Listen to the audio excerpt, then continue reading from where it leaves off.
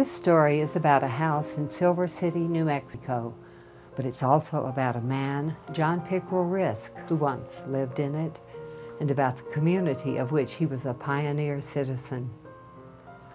The house is one of the oldest in Silver City. We don't know when it was built, but we know it was there in 1877, before the town was chartered. Silver City has grown and changed a lot since then, and John Risque's house has changed with it. Recently, this house was one of 4 chosen by GRIP, the Gila Resources Information Project, to be shown in a tour of houses that exhibit green features, and it was the only old house of the 4. We were excited to select your house because we wanted to talk about the wonderful features that already are exhibited here in Silver City and other southwestern communities in terms of adobe houses. I know people think that they're historically interesting, but we think that they have a lot of sustainable features that are sometimes overlooked by builders now. Definitely the adobe walls and the fact that it faces south, and so it has the opportunity for solar gain. It's built with these transoms above the doors so that the heat moves from room to room, because the fireplace was the central heating, and so therefore the heat moves well. I think you have the eastern exposure for early sun.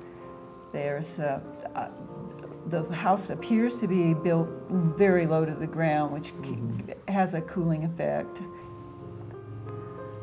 The story of this house shows us something about how dwellings in the Southwest can be green, can be designed and sited to fit their surroundings, can be built using locally available materials, can be comfortable to live in, and sparing in their consumption of energy.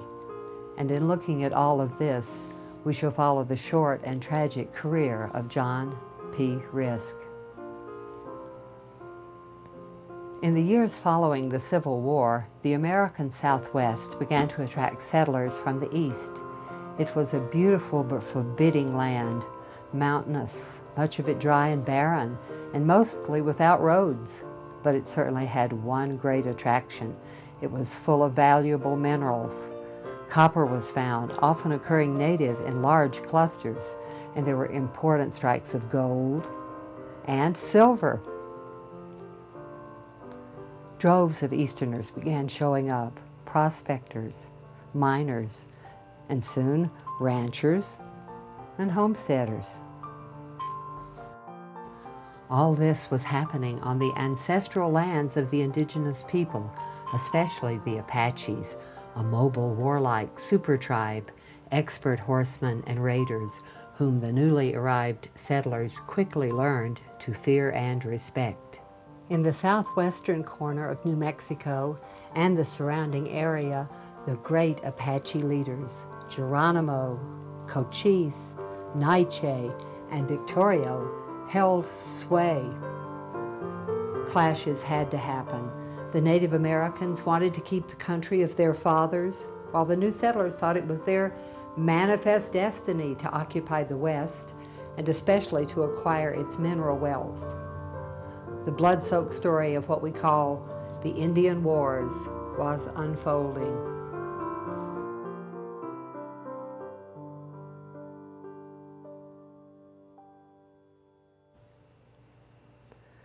It's a long way from Georgetown, D.C. to Georgetown, New Mexico, and it must have seemed even longer in the 1870s when young John Risque, a native of the one, came to the other.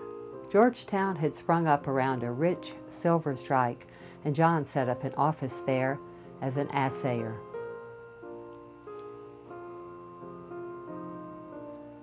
We don't know how long he stayed in Georgetown, but in 1877, he showed up in Silver City, another town born from a silver strike. By that time, he had a law degree and was married to a St. Louis debutante named Jenny. The couple had a young son.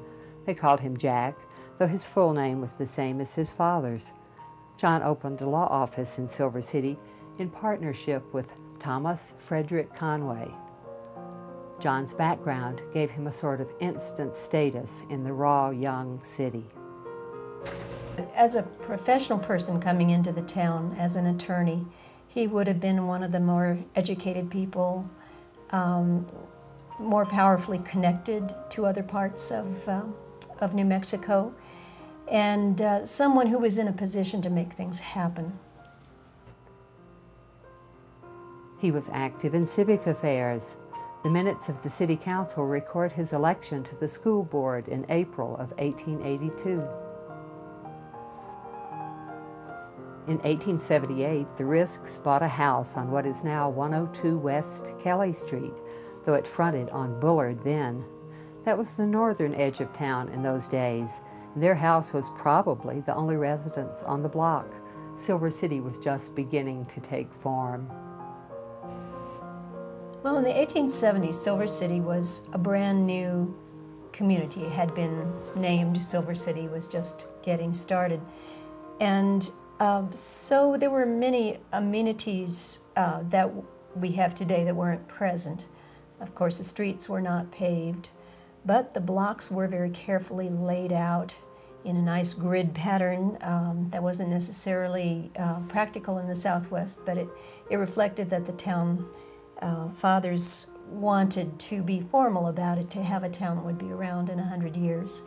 At that point, I don't know that they were thinking about preservation so much as just surviving in their own lives, but they brought a combination of techniques and preferences from their lives elsewhere in terms of architectural styles and that sort of thing, along with blending in